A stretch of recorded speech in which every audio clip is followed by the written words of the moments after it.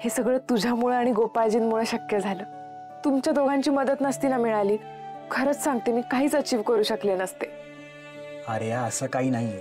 बघ मी मैत्री केली तुझ्यासोबत, आणि आर्या मैत्रीत मदत नसते, सोबत असते, सोबत. आम्ही सगळे मिळून तुझ्या सोबतीला होतो, आणि हे जे काही यश आहे ना, हे सगळं यश तुझं आहे. साकेत, एक काम करते, थांब, मी ना दादाला घेऊन येते. हे अगं आत्ता कशाला बोलतेस त्याला?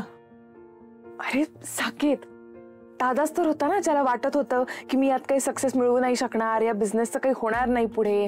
त्याला विश्वास नव्हता माझ्यावर. आठवतंय ना कसं तावातावाने मुंबईला घेऊन चालला होता. अरे इवन आज सकाळी सुद्धा म्हणाला की इथे राहू नको म्हणून. त्याला दाखवते ना आता की मी हे करू शकते, मी हे केलंय, लोक माझ्यावर विश्वास ठेवतायत, माझ्या प्रॉडक्ट्सवर विश्वास ठेवतायत. हे त्याला दाखवलं ना तरच त्याला पटेल. आणि आता तो इथून पुढे कधीच म्हणणार नाही की मुंबईला चल. अरे मॅडम, तो तुझा मोठा भाऊ आहे. तुला काय वाटतं तू किती कमवतेस ना याच्याशी त्याला काडी मात्र घेणे देणं नाहीये. तुला वाटतं हे पैसे बघून तो खुश होईल? हे पैसे दाखवून त्याचं मन बदलेल? प्लीज असं अजिबात होणार नाहीये. हे बघ आर्या, त्याला फक्त तू त्याच्या नजरेसमोर हवी आहेस, दॅट्स इट. आणि आता तू ना कुठे नाही जाणार आहेस. आता ना मस्तपैकी मी कॉफी बनवतो आणि आपण आपलं सक्सेस कॉफी पिऊन एन्जॉय करूयात.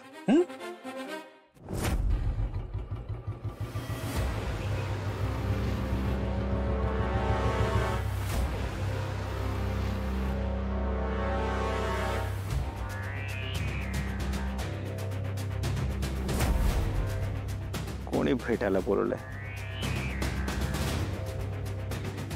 बरं, मला इथे भेटायला बोलवलंय खरं, पण आलं कसं नाहीये कोणी?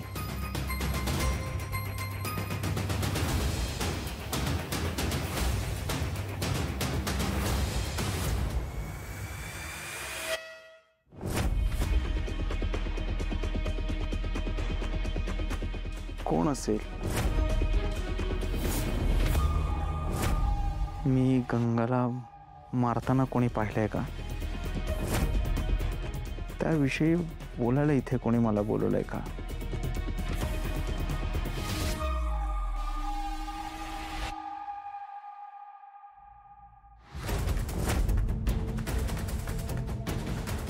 मनीषाने फुटेज बद्दल काहीतरी सांगितलं होतं. माझ्याकडे सीसीटीव्ही फुटेज आहे. त्या फुटेज बद्दल कोणी मला इथे बोलायला बोलवलंय का? बरं बोलवलंय खरं, मग आलं कसं नाहीये कोणीच? मस्करी तर करत नाही ना कोणी माझी?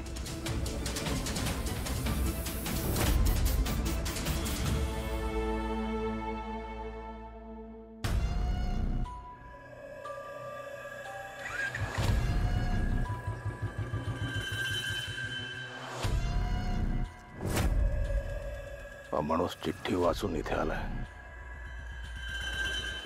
बेचैन दिसतोय. गोळे काहीतरी.